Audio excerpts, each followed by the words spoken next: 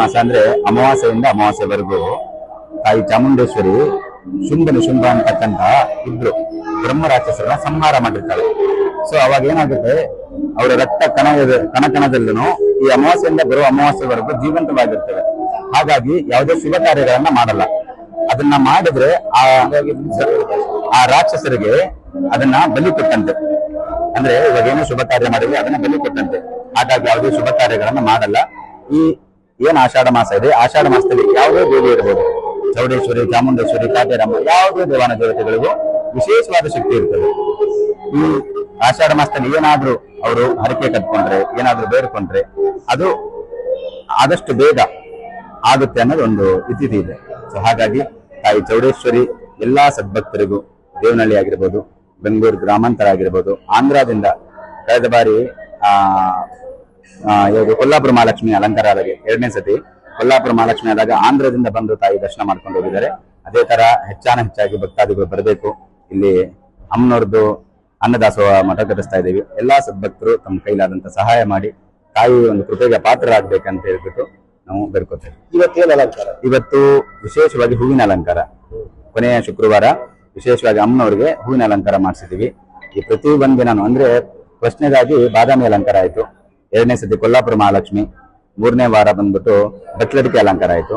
ಇವಾಗ ಲಾಸ್ಟ್ನೇ ಕೊನೆಯದಾಗಿ ಹೂವಿನ ಅಲಂಕಾರ ಮಾಡ್ಬಿಟ್ಟು ಪರಿಪೂರ್ಣವಾದ ತಾಯಿಗೆ ಸಂತೃಪ್ತಿ ಆಗ್ಲಿ ಅಂತ ಹೇಳ್ಬಿಟ್ಟು ತಾಯಿಗೆ ಕುಂಬಳಕಾಯಿ ಹೊಡೆದ್ಬಿಟ್ಟು ಎಲ್ಲಾ ತಾಯಿ ಸಂತೃಪ್ತಿ ಆಗ್ಲಿ, ಎಲ್ಲಾ ಸದ್ಭಕ್ತರು ಕೂಡ ಅವ್ರ ಕಷ್ಟಗಳ ನಿವಾರಣೆ ಆಗ್ಲಿ ಅಂತ ಹೇಳ್ಬಿಟ್ಟು ತಾಯಿಗೆ ಹೂವಿನ ಅಲಂಕಾರವನ್ನು ಮಾಡಿದೀವಿ. ಎಲ್ರು ಬಂದು ಕಣ್ ತುಂಬಿಕೊಂಡು ತಾಯಿ ದರ್ಶನವನ್ನು ಮಾಡ್ಬೇಕಂತ ಹೇಳ್ಬಿಟ್ಟು ದೇವರಿಗೆ ಹೂವಿನ ಅಲಂಕಾರನ ಮಾಡಿದ್ದಾರೆ. ಇದು ಆಷಾಢ ಶುಕ್ರವಾರ. ನಾವು ಪ್ರತಿ ಶುಕ್ರವಾರ ಇಲ್ಲಿ ಬಂದು ದೇವ್ರಿಗೆ ದರ್ಶನ ಮಾಡ್ಕೊಂಡು ಹೋಗ್ತಾ ಇದೀವಿ. ಇಲ್ಲಿಗೆ ಬಂದ್ರೆ ಏನೋ ಮನ್ಸಿಗೆ ನೆಮ್ಮದಿ ಅಂತ ಅನ್ಸುತ್ತೆ, ತುಂಬಾ ಖುಷಿ ಆಗುತ್ತೆ. ಏನೇ ತಲೆಯಲ್ಲಿ ಎಷ್ಟೇ ಯೋಚನೆ ಇದ್ರೂನು ಇಲ್ಲಿಗೆ ಬಂದು ಸ್ವಲ್ಪ ಹೊತ್ತು ಕುತ್ಕೊಂಡು ಅಮ್ಮನ ದರ್ಶನ ಮಾಡಿ ಸ್ವಲ್ಪ ಹೊತ್ತು ಕುತ್ಕೊಂಡು ಧ್ಯಾನ ಮಾಡಿದ್ರೆ ತಲೆಯಲ್ಲಿರೋ ಚಿಂತೆ ಎಲ್ಲ ಹೊರಟೋಗುತ್ತೆ. ಹೋಗುವಾಗ ಆರಾಮಾಗಿ ನೆಮ್ಮದಿಯಾಗಿ ಒಂದ್ ನೆಮ್ಮದಿ ಇರುತ್ತೆ ಇಲ್ಲಿಂದ ಈಚೆ ಹೋಗುವಾಗ. ಅದೇ ಇಲ್ಲಿಗೆ ಸಾವಿರಾರು ಜನ ಬರ್ತಾರೆ ದೇವ್ರ ದರ್ಶನ ಮಾಡಕ್ಕೆ. ಅನ್ಕೊಂಡಿದ್ದೆಲ್ಲ ನಿಜ ಆಗುತ್ತೆ. ಇಲ್ಲಿ ದೇವ್ರ ಹತ್ರ ಏನೇ ಅನ್ಕೊಂಡ್ರು ಎಲ್ಲ ನಿಜ ಆಗುತ್ತೆ. ಸೊ ಎಲ್ಲಾರು ಬನ್ನಿ ಇಲ್ಲಿಗೆ ದೇವ್ರ ದರ್ಶನ ಮಾಡ್ಕೊಂಡು ಹೋಗಿ. ಆಮೇಲೆ ಪ್ರಸಾದ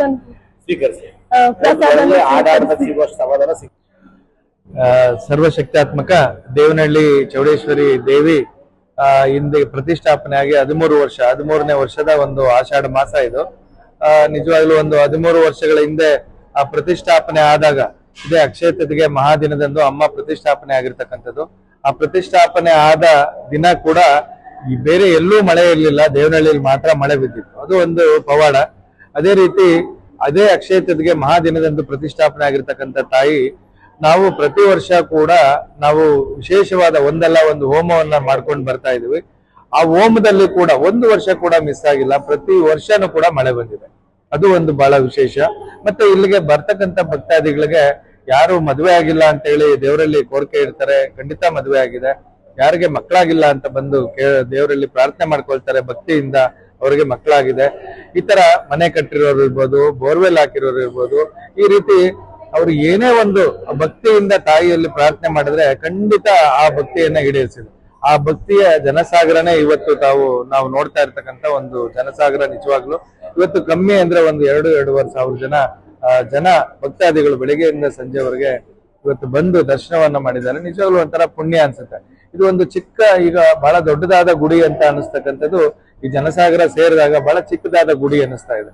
ಈ ಗುಡಿಗೆ ಸಂಕಲ್ಪ ಅಂತ ಈ ಬಾರಿಯ ಸಂಕಲ್ಪ ನಮ್ದು ಚೌಡೇಶ್ವರಿ ದಾಸೋಹ ಭವನ ನಿರ್ಮಾಣ ಮಾಡ್ಬೇಕು ಅಂತ ದೇವಸ್ಥಾನದ ಮುಂಭಾಗ ಒಂದು ಜಾಗವನ್ನ ಕೊಟ್ಟಿದ್ದಾರೆ. ಚಿಕ್ಕದಾದ ಒಂದು ಜಾಗ, ಚೊಕ್ಕದಾದ ಒಂದು ದಾಸೋಹ ಭವನ, ಮೇಲೆ ಕೊಠಡಿಗಳು ನಿರ್ಮಾಣ ಮಾಡ್ಬೇಕು.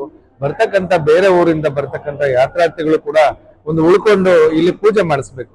ಅದು ಒಂದು ದೇವಿಯ ಸಂಕಲ್ಪ. ಅದಕ್ಕೆ ಒಂದು ಕಾರ್ಯೋನ್ಮುಖವಾಗಿದ್ದೇವೆ. ಈ ಬಾರಿ ಇದೇ ಶ್ರಾವಣ ಮಾಸದಲ್ಲಿ ಪ್ರಾರಂಭ ಆದ್ರೆ ಬರುವ ಆಷಾಢ ಮಾಸದೊಳಗಡೆ ಮುಗಿಸ್ಬೇಕು ಅಂತಕ್ಕಂಥ ಒಂದು ದೇವಿಯ ಸಂಕಲ್ಪ. ಅದನ್ನು ಕೂಡ ಮಾಡ್ತೀವಿ.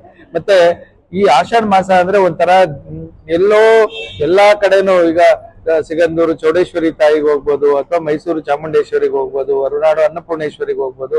ಈ ತರ ಎಲ್ಲ ಅನ್ನಪೂರ್ಣೇಶ್ವರಿಗಳ ಎಲ್ಲಾ ದೇವತೆಗಳ ಜೊತೆಯಲ್ಲಿ ದೇವನಹಳ್ಳಿಗೂ ಚೌಡೇಶ್ವರಿಗೆ ಇಲ್ಲೇ ಹತ್ರ ಇದೆ, ಹೋಗ್ ಬರೋಣ ನಡೀರಿ ಅಂತ ಹೇಳಿ ಬರ್ತಕ್ಕಂಥ ಒಂದು ಪ್ರತೀತಿ ಇದೆ. ಅಷ್ಟು ಚೆನ್ನಾಗಿ ಒಂದು ಅಲಂಕಾರಗಳು ನಡೀತವೆ, ಅಷ್ಟು ಚೆನ್ನಾಗಿ ಒಂದು ಪ್ರಸಾದ ವ್ಯವಸ್ಥೆಗಳಾಗ್ತವೆ. ಎಲ್ಲ ಭಕ್ತಾದಿಗಳ ಕೈಲೇ ಮಾಡಿಸ್ತಕ್ಕಂಥದ್ದು. ಕುಂಕುಮಾರ್ಚನೆ ಮಾಡಿಸ್ತೀವಿ, ಎಲ್ಲ ಅವರೇ ಮಾಡ್ತಾರೆ. ಬೆಳಿಗ್ಗೆ ಸುಮಾರು ಕಮ್ಮಿ ಅಂದ್ರೆ ಒಂದು 100-150 ಜನ ದೀಪ ಇದು ನಿಂಬೆಹಣ್ಣು ದೀಪ ಆರತಿ ಮಾಡಿದ್ರು ಬಹಳ ಒಂಥರ ಖುಷಿ ಅನ್ಸುತ್ತೆ. ಅಷ್ಟು ಒಂದು ಕೇವಲ 13 ವರ್ಷಗಳಲ್ಲಿ ಒಂದು ಬಹಳ ಪ್ರಸಿದ್ಧಿ ಆಗಿದೆ. ತುಂಬಾ ಸಂತೋಷವಾಗಿರ್ತಕ್ಕಂಥ ಒಂದು ದೇವಿ. ಎಲ್ಲರೂ ಬರ್ತಕ್ಕಂಥ ಎಲ್ಲ ಭಕ್ತರಲ್ಲಿ ನಾವು ಪ್ರಾರ್ಥನೆ ಮಾಡ್ಕೊಳ್ಳೋದು ಏನಂದ್ರೆ ಎಲ್ಲರನ್ನೂ ಕೂಡ ಚೆನ್ನಾಗಿಟ್ಟಿರ್ಬೇಕು, ಅವರ ಕೋರಿಕೆಗಳ ಈಡೇರಿಸ್ಬೇಕು, ತಾಯಿ ಇನ್ನು ಹೆಚ್ಚು ಹೆಚ್ಚು ಹೆಚ್ಚು ಪ್ರಸಿದ್ಧಿ ಆಗ್ಬೇಕು, ಇದು ಒಂದು ಯಾತ್ರಾ ಸ್ಥಳ ಆಗ್ಬೇಕು. ಇದು ನಿಮ್ಮೆಲ್ಲರ ಒಂದು ಕೋರಿಕೆ ಅಂತ ಯಾತ್ರಾ ಸ್ಥಳ ಆಗ್ಲಿ ಅಂತಕ್ಕಂಥದ್ದು ಒಂದು ಸಂಕಲ್ಪ.